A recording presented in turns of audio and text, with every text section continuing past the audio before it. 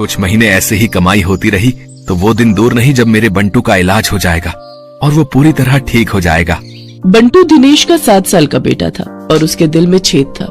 उसके ऑपरेशन के लिए डॉक्टर ने काफी खर्चा बताया था। दिनेश जब भी शाम को घर लौटता तो बंटू अक्सर उससे पूछता, पापा आपने मेरे इलाज के लिए पैसे जोड़ लिए क्या? अब कुछ ही महीनों की बात है बेटा, मैं जल्दी ही तेरे इलाज के लिए पैसे जोड़ लूंगा।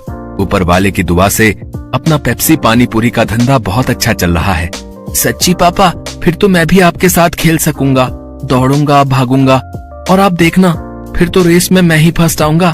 दिनेश की बीवी संध्या जब भी अपने बेटे को ये कहते सुनती तो वो कहती, तू बिल्कुल भी परेशान मत हो बंटू, मैं रोज मंदिर जाकर तेरे ठीक होने के लिए भगवान से प्रार्थना करती हूँ। तू देखना भगवान तुझे बहुत जल्द ठीक कर देंगे।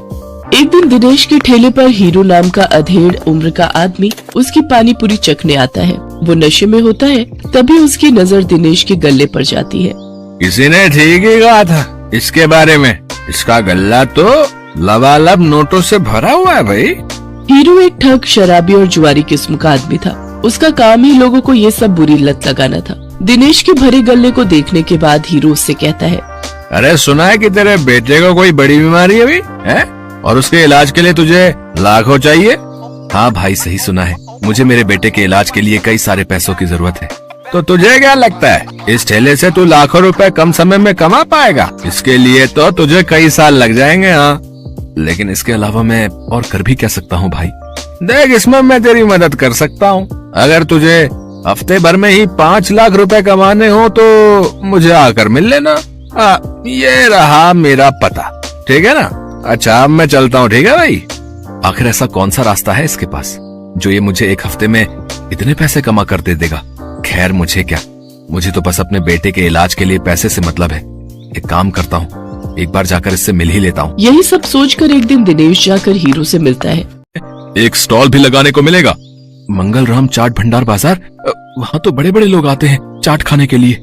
अरे तभी तो कह रहा हूँ, अगर जीत गए तो रोज की अच्छी खासी कमाई होगी और 5 लाख मिलेंगे वो अलग। मंगल राम चाट भंडार कोई ऐसी वैसी जगह नहीं थी, बल्कि शहर का फेमस चाट बाजार था, जहाँ शहर के बड़े बड़े लोग चाट खाने आते थे और कई टूरिस्ट भी वहाँ आते थे।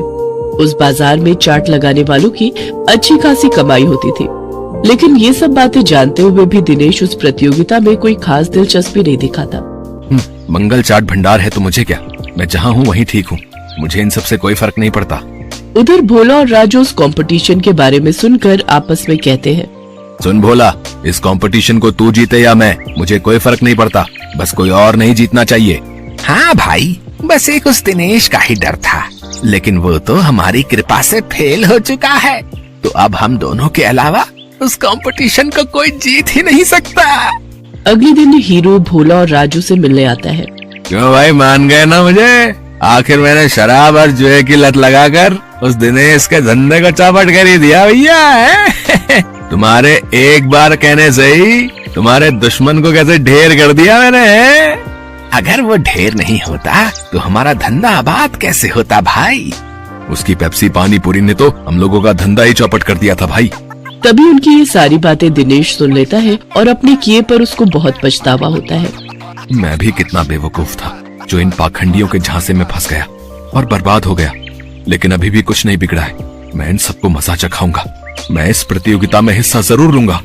यही बात मन में ठाने दिनेश उस चाट प्रतियोगिता में हिस्सा लेता है और अपनी पेप्सी वाली पानीपुरी की रेसिपी से इस कॉन्टेस्ट को जीत लेता है, जिससे उसे 5 लाख का इनाम मिल जाता है।